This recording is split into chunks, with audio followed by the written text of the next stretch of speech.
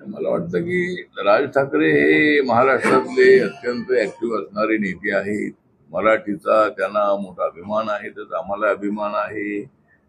पण हिंदीमध्ये बोलूच नका. आता इथे जर कुणी एखादा शिष्टमंडळ बाहेर आउट ऑफ इंडिया झालं तर त्यांच्याशी मराठी बोलायचं का? दुसरे आणि काहीतरी उत्तर प्रदेशचे किंवा बिहारचे काय उद्योगपती आले तर त्यांच्याशी मराठी बोलायचं का? त्यामुळं हिंदीमध्ये बोलूच नका. हा राष्ट्रभाषेचा अपमान आहे. मला असं वाटतं की मराठी मराठी असायला हरकत नाही आहे. पण राज ठाकरेंची मुलं मात्र इंग्लिश मीडियम मध्ये ते शिकत असतात. त्यामुळं एकतर मराठीचा अभिमान असायला काही हरकत नाही आहे. आणि आता ते ऑटो रिक्षाच्या बद्दल जो काही निर्णय सरकारने घेतलेला आहे, तर मराठी त्यांना आलं पाहिजे, गोष्ट खरी आहे. पण त्या एखादा पॅसेंजर त्या ठिकाणी हिंदी बोलणार असेल तर त्यांनी मराठीत बोलायचं का? त्यामुळं मुंबई शहरामध्ये अनेक लोक येतात. त्यामुळं मला असं वाटतं की राज ठाकरे हे जेवढे आक्रमक होतील तेवढा आमचा फायदा आहे. त्यामुळं त्यांनी किती जरी आक्रमक झाले तरी राज ठाकरेचे लोक काही निवडून येत नाहीत.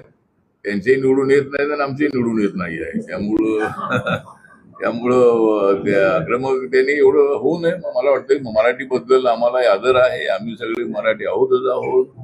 आणि आमचे मराठी दिल्लीमध्ये 4-5 लाख लोक आपले मराठी लोक आहे.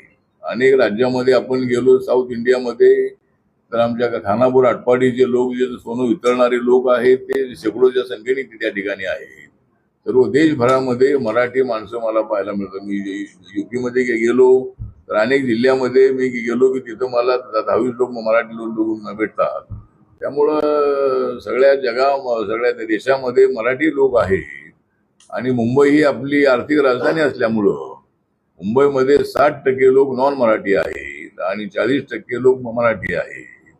त्यामुळे ही आर्थिक राजधानी आहे. या ठिकाणी सगळ्यांना येण्याचा अधिकार आहे. त्यामुळे मला असं वाटतं की राज ठाकरे घटनेचा अपमान करतायत. राज ठाकरे हे मराठीबद्दल त्यांना अभिमान आहे तर चांगली गोष्ट आहे. पण प्रत्येक वेळेला मराठीचा विषय आणून आपण